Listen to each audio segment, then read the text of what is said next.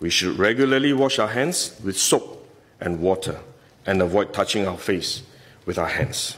Even at a meeting when we have on this ministry task force, while I was speaking, I was touching my face until Minister Lawrence Wong nudged me with his elbow and said, "Stop touching your face." Let me now share about what we know about this novel coronavirus. This virus comes from the family of coronavirus, which includes other viruses such as MERS and SARS, as well as the milder variants causing common cold. The medical consensus at this moment is that the novel coronavirus is more transmissible but appears less deadly than SARS. Evidence suggests that the rate of human-to-human transmission of this virus appears to be higher than that of SARS. For now, the evidence also suggests that transmission is mostly via droplets.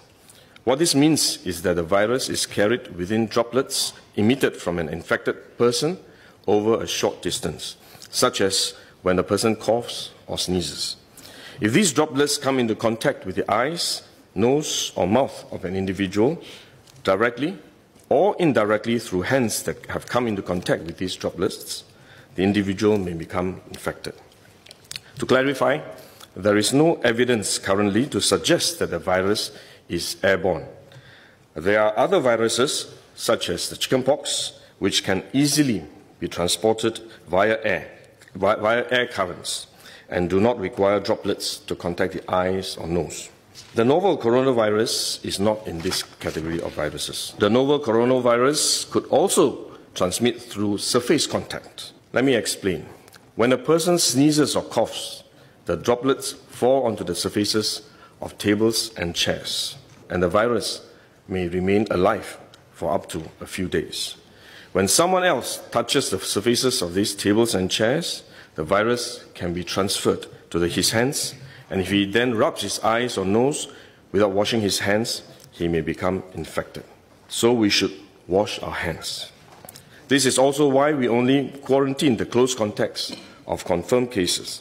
For more transient contacts, such as individuals that the confirmed cases may have walked past in malls or hotels, the risk of transmission is low.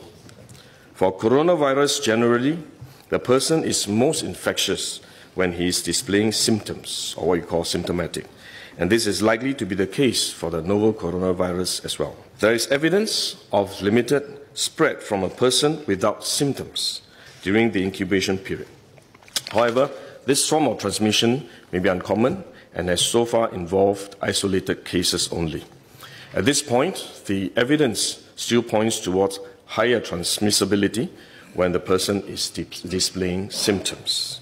As such, medical professionals, both overseas and in Singapore, have advised that the most effective way that we can protect ourselves is to practice good personal hygiene.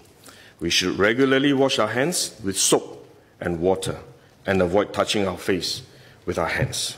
These may sound simple, but actually they are very difficult to do because all of us touch our face all the time. Even at a meeting when we have on this ministry task force, while I was speaking, I was touching my face until Minister Lawrence Wong nudged me with his elbow and said, "Stop touching your face."